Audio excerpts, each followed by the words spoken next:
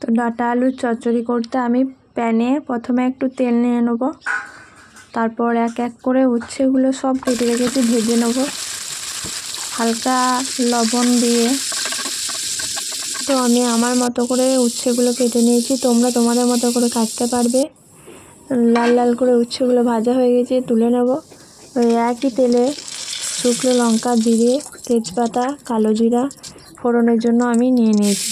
তারপর পেঁয়াজ, কাঁচা লঙ্কা, অল্প পরিমাণ হলুদ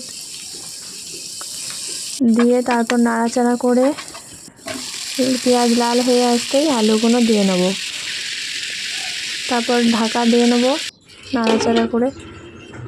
5 মিনিট পর ঢাকনা খুলে দেখব আলুগুলো কীরকম সেদ্ধ হয়েছে। তো আবার নাড়াচাড়া করে ওর একই সাথে ডাঁটাগুলো দিয়ে হালকা করে ভেজে নিতে হবে। তো ভেজে নিচ্ছি আমি।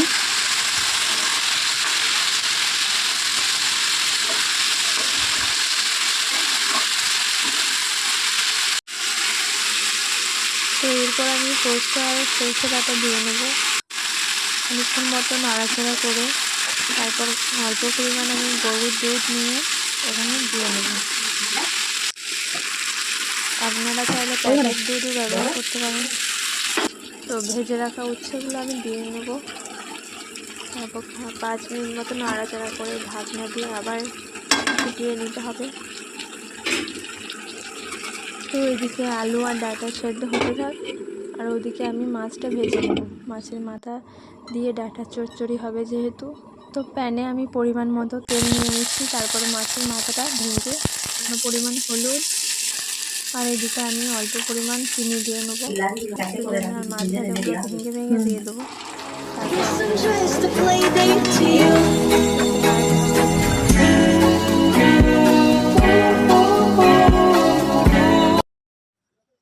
তো 80% মতো হয়েই এসছে। তো এরপর তো রান্না আমার হয়ে এসছে, ধনেপাতা দিয়ে নামিয়ে নেবো, তাহলে হয়ে যাবে। তো আজকের ভিডিওটা ভালো লাগলে একটা লাইক এবং সাবস্ক্রাইব করে পাশে থাকবেন।